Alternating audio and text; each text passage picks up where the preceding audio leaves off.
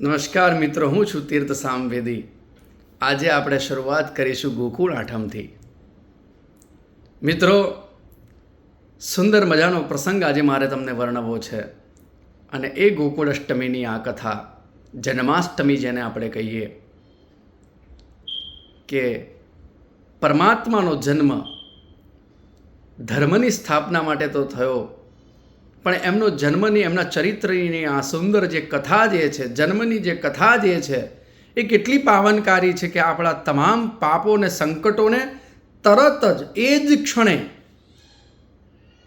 એ સંકટોને નાશ કરી દે છે. એ સંકટોનો, તમામ સંકટોનો નાશ થઈ જાય છે. મિત્રો, સચ્ચિદાનંદ રૂપાય વિશ્વોત્પત્યાદિ હેતવે તાપત્રય વિનાશાય શ્રી કૃષ્ણાય વયમ નમઃ. જે આદિ વ્યાધિને ઉપાધિ ત્રણેય તાપનું શમન કરે, દમન કરે, એ કૃષ્ણ છે, એ નારાયણ છે. વસુદેવ અને દેવકીનો આ સુત. મિત્રો, જીવનના જે સંઘર્ષ હોય છે એ કેટલા હદ સુધી હદ વટાવી લે છે, એ સંઘર્ષની શરૂઆતો કેવી હોય છે, એ આપણે કૃષ્ણ ચરિત્રની કથામાંથી સાંભળવાનું છે. કારણ કે જ્યારે ત્રિલોકનો નાથ જન્મવાનો છે, તેમ છતાં પણ એ ત્રિલોકના નાથને પણ એક વ્યવસ્થા કરવી પડતી હોય છે. પોતાના 7 ભાઈને મારી ચૂકેલો કંસ દેવકીના 8મા બાળકને પણ મારવા માટે તત્પર છે. કારણ કે એને ખબર છે કે દેવકીનું જે સંતાન છે એ મારો કાળ છે. અને સાહેબ, જ્યારે માણસની અંદર દુર્બુદ્ધિ પ્રગટે ત્યારે તે દેવનો, સજ્જનનો, એટલે કે સારા માણસનો, અને સાધુ સંત સહિત બ્રાહ્મણોનો નિરાદાર કરે છે. કંસ આજે એમ સમજી બેઠો છે કે હું શક્તિશાળી છું, અને શક્તિશાળી એ કંસને એમ છે કે હું આ દેવકીના 8મા બાળકને પણ મારી નાખીશ. બધાને જ એવી ખબર છે કે કંસ દેવકીના આ 8મા સંતાનને પણ જીવતો નહીં રહેવા દે. સાહેબ, બધા જ એમ વિચારીને બેઠા હોય કે આ વસુદેવ અને દેવકીનું આ બાળક નહીં બચે, પરંતુ પરમાત્મા, આપણે એમ કહીએ, ગુજરાતીમાં કહેવત છે કે ધાર્યું ધણીનું થાય. સાહેબ, હે, ધાર્યું ધણીનું થાય, કોઈનું ધારેલું શું થતું? એમ પરમાત્મા જન્મતાની સાથે જ જેલના તમામ અધિકારી ને સૈનિકોને, સામંતોને, જે કંસ સહિત બધાને ગાઢ નિંદ્રા આપી દે છે. એટલા માટે જ ભગવાન બધાને મોહી લે છે. માટે આ રાત્રિને મોહરાત્રિ કહેવાય છે. કાલ રાત્રિ, મહારાત્રિ, મોહરાત્રિશ્ચ દારુણા. આ મોહરાત્રિ છે.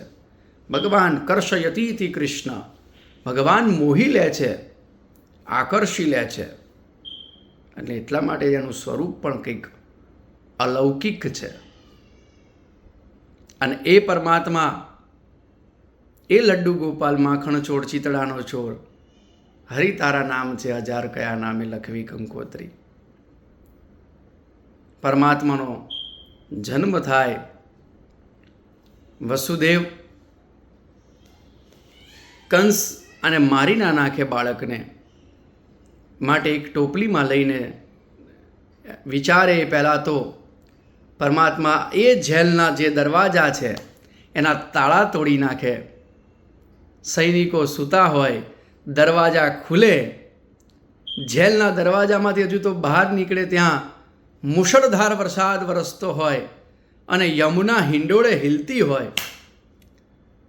સાહેબ, એ દ્રશ્ય કેવું હશે? એ રાત્રિના 12 વાગે વસુદેવ કેવા અટવાયા હશે. પણ પરમાત્માએ, આપણે કહીએ ને કે પ્રભુ ઉપર શ્રદ્ધા રાખનાર કદાપી નિરાશ થતો નથી. પરમાત્માએ એમને કેવો માર્ગ આપ્યો છે. ગળા સુધીના યમુનાના પાણીમાં વસુદેવ ટોપલીમાં ભગવાન નારાયણને માથે મૂકીને લઈને જાય ગોકુળની અંદર નંદ બાબાના ઘરે મૂકવા.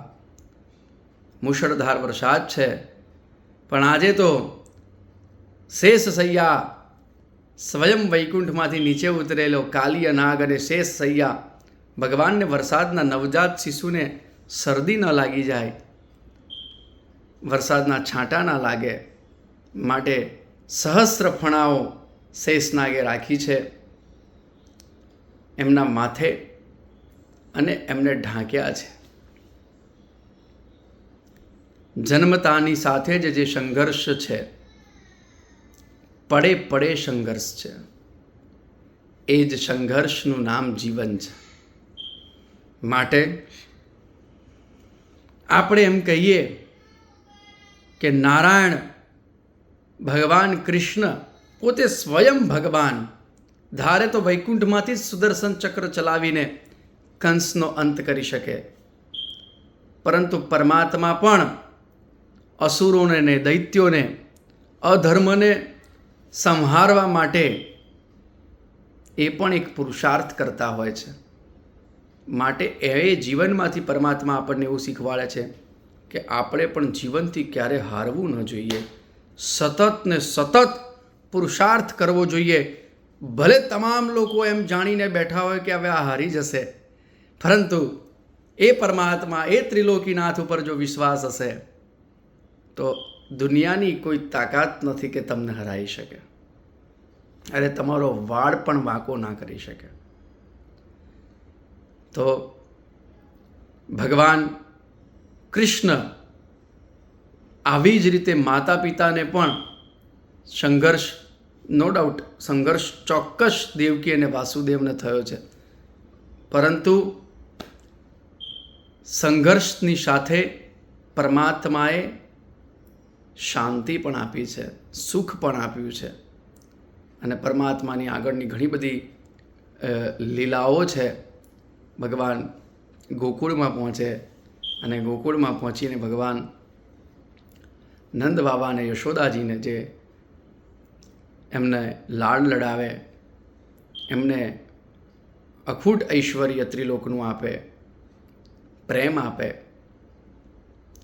પરંતુ અહીંયા ગોકુળ અષ્ટમી, જેને આપણે જન્માષ્ટમી કહીએ છીએ, ભગવાનના જન્મની કથા, ભગવાન ત્રિલોકનો નાથ આપણને એના જન્મની કથાથી એવું સમજાવે છે. તત્વચિંતકની દૃષ્ટિથી આપણે એવું વિચારીએ કે જન્મતાની સાથે જ જે સંઘર્ષો જે છે એ સંઘર્ષોને ભગવાન બતાવે છે કે જીવનની અંદર આવા નવા સંઘર્ષો આવશે. આવા સંઘર્ષોની સામનો આપણે કરવાનો જ છે અને હર હંમેશ એ પરીક્ષા આપતું રહેવાનું છે. એનું નામ આ જીવન છે, એનું નામ સંઘર્ષ છે. પણ એ સાથે આપ સર્વને ગોકુળ અષ્ટમીની શુભકામનાઓ, શુભેચ્છાઓ. ભગવાન સુખી કરે અને જીવનના જે સંઘર્ષો હોય એમાં ભગવાન આપણને ખૂબ બળ આપે, તાકાત આપે, શક્તિ આપે. એ સંઘર્ષોમાંથી પાર થવાની ને ભગવાનને પ્રાર્થના કરી કે હે પરમાત્મા, હે ભગવાન કૃષ્ણ, હે ઠાકોર, હે ડાકોરના ઠાકોર, રાજાધી રાજા રણછોડ રાય, હે પ્રભુ, અમને તું બળ આપજે, શક્તિ આપજે, બુદ્ધિ આપજે કે અમે પણ સંઘર્ષમાંથી બહાર આવી શકીએ. અસ્તુ. મારી વાણીને વિરામ આપું છું. સૌને જય શ્રી કૃષ્ણ. હર હર મહાદેવ.